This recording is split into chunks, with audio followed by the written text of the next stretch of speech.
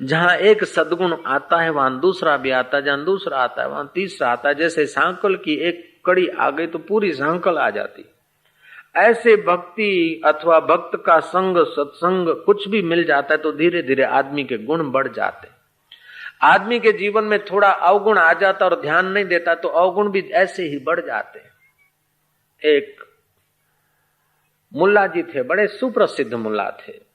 उस मुल्ला की कीर्ति सुनकर दूसरे मुल्ला मौलवियों ने हंगामा किया। ईर्ष्या होती है मनुष्य को। जाकर राजा को अनाप शनाप भिड़ा दिया। राजा ने उस मुल्ला जी को बुलाया, बोले तुम्हारे लिए इतने इतने आरोप हैं, अब तुम्हारे इन आरोपों के लिए हमको सजा देने में तो प्रजा हमारा विरोध करेगी, अब मैं क्या करूं समझ में नहीं आता। मंत्री से एकांत में राजा ने गुफ्तगू की।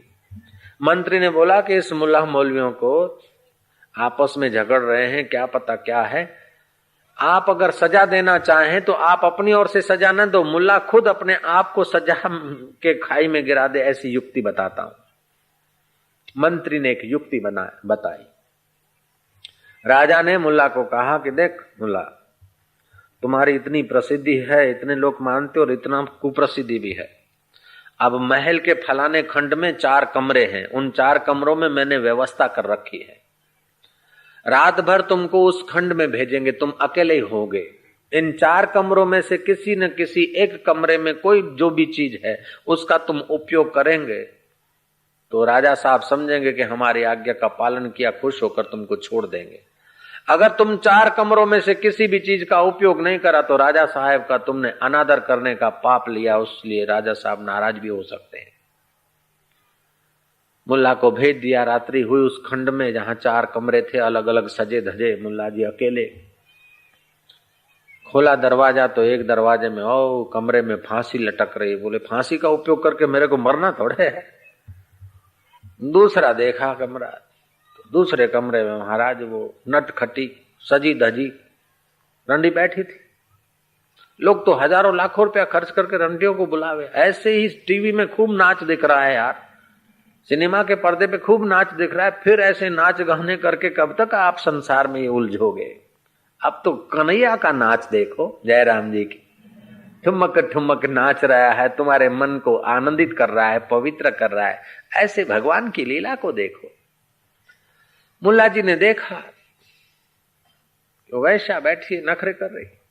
तोबा तोबा तोबा, खुदा खैर करे बंदा लहर करे, ये मैं करूंगा। तीसरे कमरे को खोला, उसमें देखता है तो अंडे हैं बॉयल हुए और मांस है, मदिरा है, मच्छी है, क्या क्या है, कबाब है।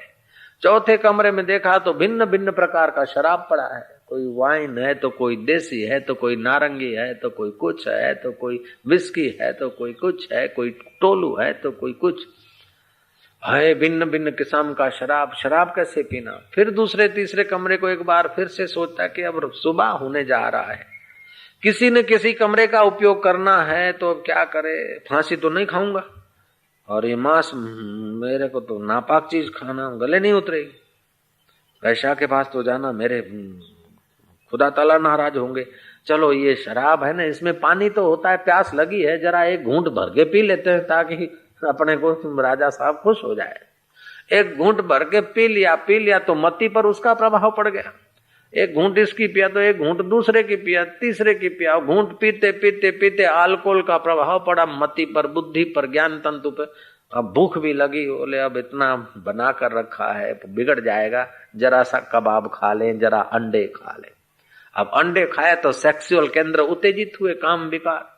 देखता है कि रात भर वो बेचारी बैठी है सजी धजी, अगर मैं उसके दिल को संतोष नहीं किया तो खुदा ताला भी तो नाराज हो जाएगा।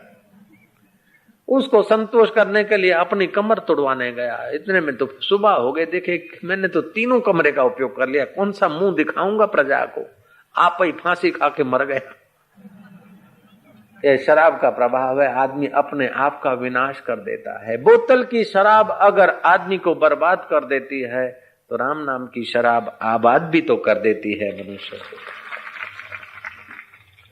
जाम पर जाम पीने से क्या फायदा, रात बीती सुबह को उतर जाएगी। तू हरि नाम की प्यालियां पी ले, तेरी सारी जिंदगी सुधर जाएगी, सुधर जाएगी।